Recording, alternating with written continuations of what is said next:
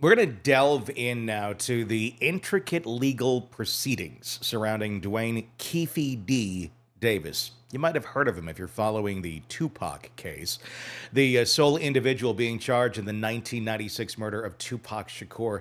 Davis's defense hinges on a 2009 proffer agreement with Los Angeles authorities, which he claims grants him immunity from prosecution. However, Clark County prosecutors argue that such immunity doesn't extend to murder charges, even though they were talking to him about murder charges, especially across state lines.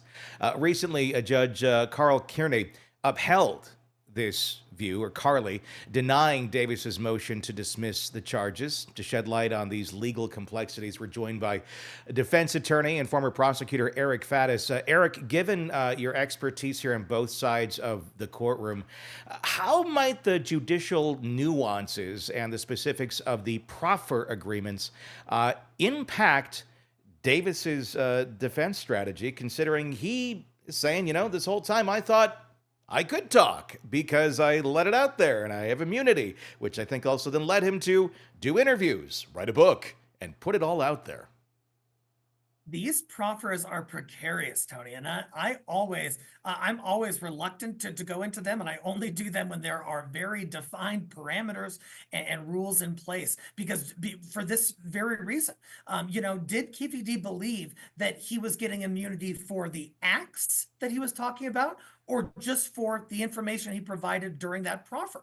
Because if he's just getting immunity for that information he provided, and then subsequent information comes out from him outside of the container of this proffer, arguably that subsequent information could lead to some kind of legal action like new charges. However, if he was promised immunity for the acts about which he was discussing in the proffer, then his defense holds more water that he should have immunity. And so it's really these very fine points that we've got to delve into to decide how to figure this out. How do they line out a proffer with someone like Keffe D? I don't know all the details of how they ended up having the conversation with him, but it was police that had the conversation and had this proffer agreement in place. Is it like literally a document with legalese on it saying we're not going to go after you, or is it kind of more of a, hey, we're not going to go after you, tell us what you know? So often it is the latter. So often it is a quote gentleman's agreement, and saying, "Hey, you tell us all we want to hear, and you're honest with us, and we're not going to go after you." Now, sometimes some lawyers demand something in writing. I always would.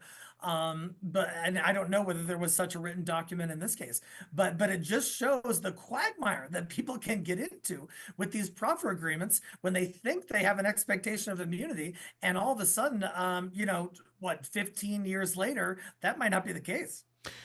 Yeah, there's so many questions about that. And the judge has already said here, we don't think your proffer agreement stands up to this.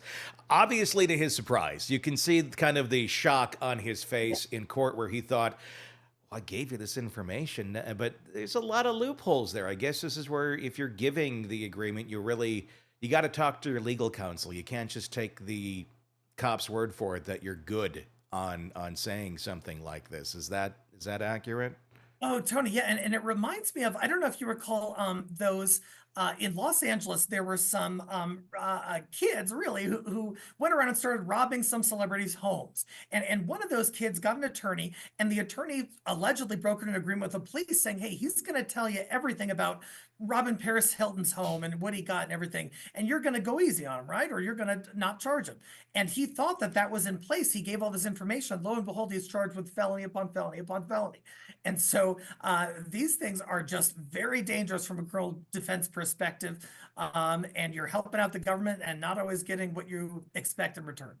Are there other agreements? We've seen other things where people flip and people provide information to the government in exchange for immunity. This is not true immunity, is it? What sort of agreement should have been in place to truly protect Keffe D if he was being an informant and explaining to them, look, Orlando Anderson had the gun, I was the one who provided it, and we'll go into the Diddy stuff allegations in a moment, but What should have been in place for him so he couldn't be prosecuted for informing the government of what actually took place? Here's the thing, Tony. Not only do defendants in that position need something in writing from the investigator, the police, they need something in writing from the prosecutorial entity that could go after them. And so usually how it's done in terms of best practices is you get a document and you have the lead investigator sign it and you have the prosecutor sign it. Now, do you also get the federal prosecutor to sign it? That's less common.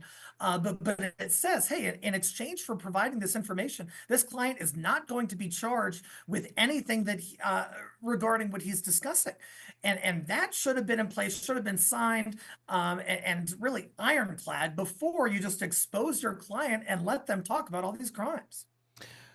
You would think, but I know kind of a lot of things in that world are just kind of, especially in the hip hop world, not necessarily done with a lot of legalese. Although, Diddy, he had the non disclosures. He knew what was going on at his parties of his sign this and we're good, at least so he thought. Which brings us to the other point in this discussion is the now 180 page, I believe, document that outlines that conversation that Keffe D had with authorities all those years ago. Diddy's name comes up a lot. I've seen anywhere from 40 sometimes to 60 sometimes. It's somewhere in there. Now, of course, that doesn't mean he's guilty of anything. Diddy has never been charged with any sort of crime involving the murder of Tupac Shakur. These are allegations that Keffe D was making. Keffe D, however, made these allegations back in 2009, well before he was charged with any sort of crime in this. So it's not like, oh, shoot, I'm under investigation and I'm being charged with murder. I better come up with somebody else. He's been saying this for quite a long time. A lot of people have been saying this for quite a long time. And now these documents have been put into evidence, meaning it's not just out there on the street and just his words. They're literally in the case. So, that being now introduced with the name Diddy introduced into the case, what does that mean for Diddy? Again, these are just allegations coming from Keffe D, but it is now we have someone implicating him in a court of being involved, of ordering this hit on Tupac in 1996. Yeah, I mean, there's no secret that there was an East Coast, West Coast rap beef going on at that time. There's no secret that Diddy and Tupac were central players in that, and that they had some hostile interactions. And so surely, if Diddy is implicated in a way that has sufficient evidence to bring legal action against him, that there's no statute of limitations on murder. Diddy can't outrun this by the passage of time. So he would be charged if there was such sufficient evidence. That being said, Keffe D has some credibility issues in this case and just generally. Yeah. And so the prosecutor has to weigh that and decide, hey, are we going to hang our hat on Keffe D's statement, or are we going to try to corroborate this with additional stuff? But the fact that they're throwing it in now, does that tell you that they've already kind of made up their mind on what direction they're going to go with this? That they're going to run down this road? That yes, Keefe was involved. He's already admitted he was involved. I think they're really arguing that point of it. Orlando Anderson was the shooter. Keefe gave the gun, but it was more of a hit than it was Keefe wanting to go kill Tupac for the hell of it. It was allegedly a hit, a gang hit that was coordinated by Diddy in response to the diss track "Hit 'Em Up" that Tupac released shortly before his death. With that being said, and that all being put out there, how are they going to weigh this in court? What sort of weight does any of this have of saying, Diddy made this hit? If they're going to try and argue it as fact with something that has never been prosecuted, something that's never been charged, is that going to hold up in court? Can they introduce that? I mean, it's in evidence now. So is this going to be an attempted strategy, the fact that they've introduced it the way that they have? Diddy is certainly kind of the villain du jour of the time, Yeah. and it's easy to want to pin stuff on him, and perhaps the government in California, who has been hard pressed to solve this crime, has had a lot of pressure on them to make a move, to do something, to hold somebody responsible. They're still endeavoring to do that. And so are they gonna go after Diddy? Maybe.